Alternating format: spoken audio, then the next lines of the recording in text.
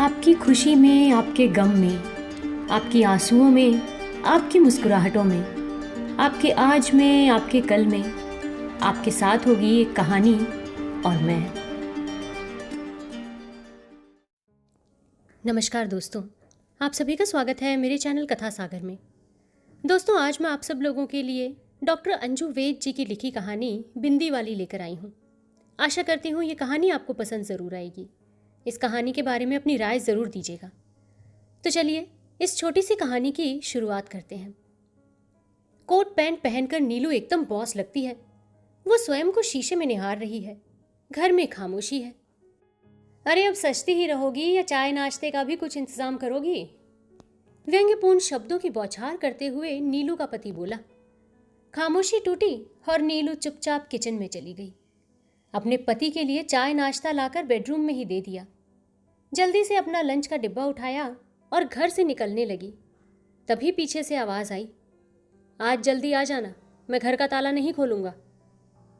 उसने सुनी अनसुनी की और बुदबुदाते हुए घर से निकल गई। वो एक पढ़े लिखे परिवार में जन्मी MBA लड़की है जो एक बहुत बड़ी MNC में जॉब करती है। वो कंपनी में अच्छे पद पर कार्यरत है, साथ ही अपने कल्चर में निपुण है।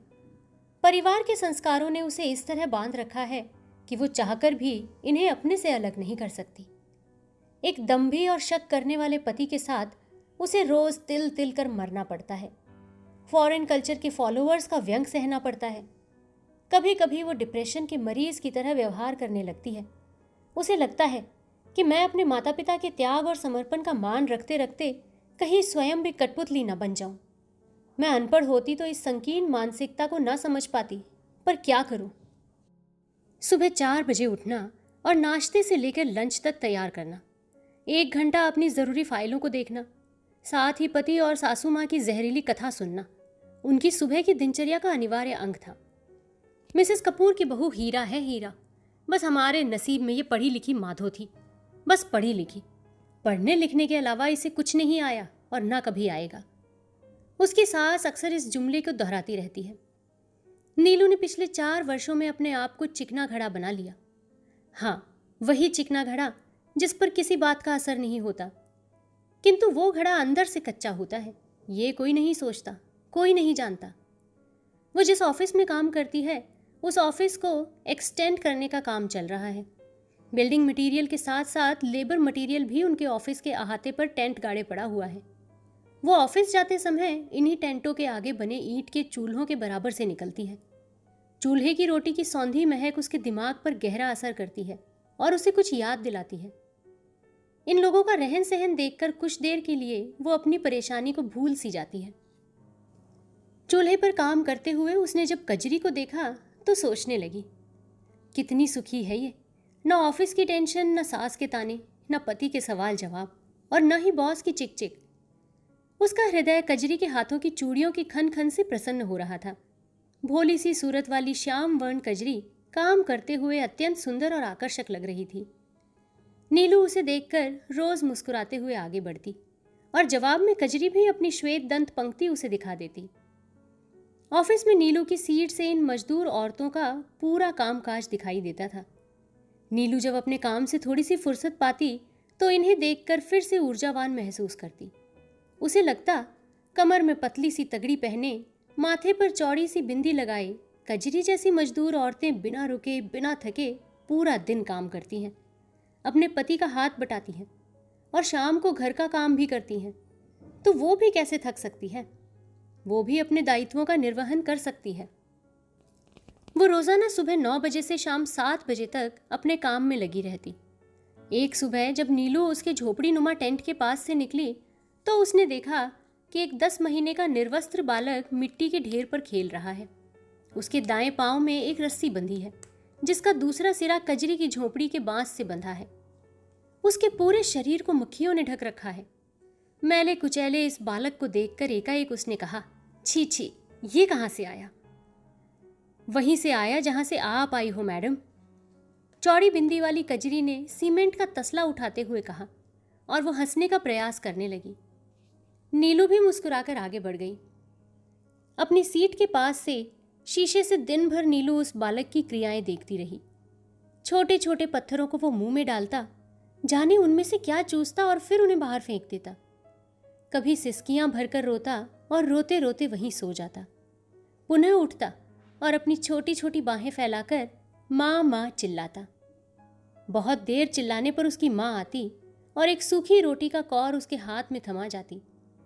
बालक मक्खियों से ढके मुंह में रोटी का कौर डालने का प्रयास करता, उसे खाता और पुनः उसी खेल में लग जाता। नीलू सोचती रही, क्या ये उसी देश का भविष्य है जिसके लिए ढेरों एनजीओ और ना जाने कितनी संस्थाएं काम कर रही हैं, डोनेशन मांग रही हैं। बचपन बचाओ जैसे बड़े बड़े आंदोलन चलाए जा रहे हैं। जिसे माँ का दूध नहीं मिल पा रहा है, उसे इन संस्थाओं की डबल रोटी कैसे मिल पाएगी। न जाने क्यों इनका बचपन और फिर पूरा जीवन ऐसे वातावरण में बीत जाता है। ठेकेदार लाखों कमाकर ले जाता है, लेकिन ये मजदूर ऐसे ही बदहाल रहते हैं। न सिर पर छत, न बच्चों को शिक्षा। नीलू को अपना बचपन याद आने लगा। घी से भरा पराठा उसकी माँ बुला बुला कर खिलाती थी और ये निर्वस्त्र बालक सूखे कौर के लिए अपनी माँ को माँ माँ कहकर बुला रहा है। मिट्टी से सनी हथेलियों से रोटी को पकड़ना चाह रहा है। नीलू उसकी माँ को झाड़ लगाना चाहती थी, उसे उसकी देखभाल के लिए बहुत कुछ बताना चाहती थी। इसलिए उसने आज ऑफिस के बाद कजरी से मिलने का मन बनाया। अपने ऑफिस की छुट्टी के बाद वो कजरी की झोपड़ी के पास जाकर रुक गई। उसने दाएं बाएं घूमकर देखा, कहीं कोई ऑफिस वाला उसे कजरी से बात करते हुए ना देख ले। उसका नाम पुकारने के लिए जैसे ही उसने मुंह खोला, झोपड़ी से चिल्लाने की आवाजें आने लगी। उसने अपना खुला मुंह बंद किया और चुपचाप किनारे खड़ी हो गई।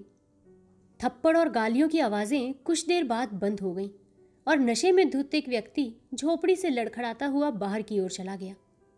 इससे पहले कि वो कुछ सोच पाती, आंसुओं से धुले और नील पड़े चेहरे को धोने के लिए पीछे पीछे कजरी निकल कर आई और बाल्टी में रखे पानी से छपाक छपाक कर जल्दी जल्दी मुंह धोने लगी। कजरी के माथे पर बिंदी ज्यों की त्यों चमक रही थी और साथ ही चमक रही थी उसकी लाल हुई आंखें।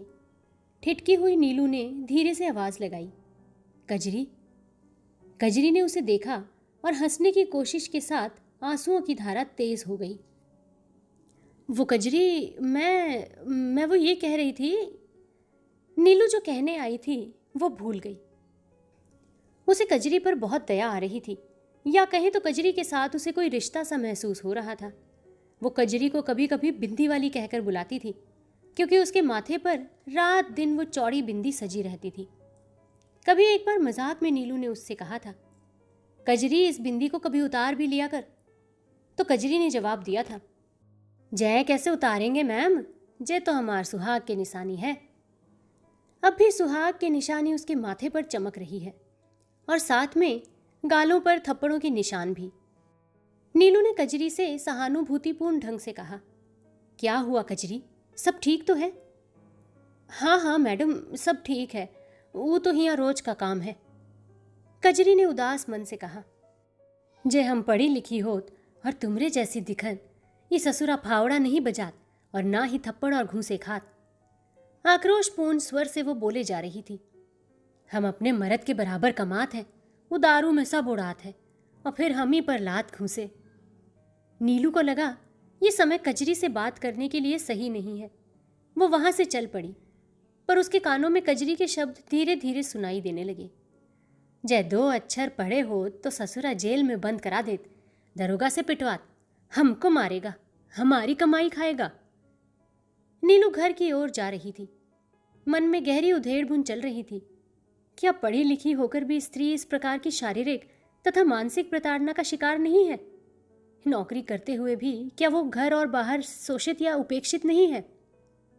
एक और बात कजरी को बता देना चाहती थी कि महिला के शोषण का पढ़ने लिखने से कोई संबंध नहीं है। इसका संबंध समाज की गंदी सोच और पूर्वाग्रह से है।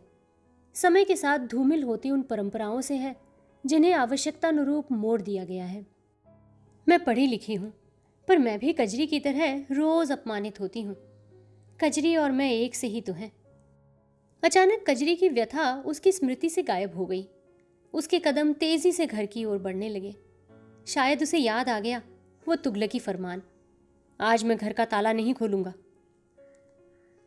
तो दोस्तों, आशा करती हूँ डॉक्टर अंजू वेद जी द्वारा लिखी गई ये छोटी सी कहानी आपको पसंद ज़रूर आई होगी।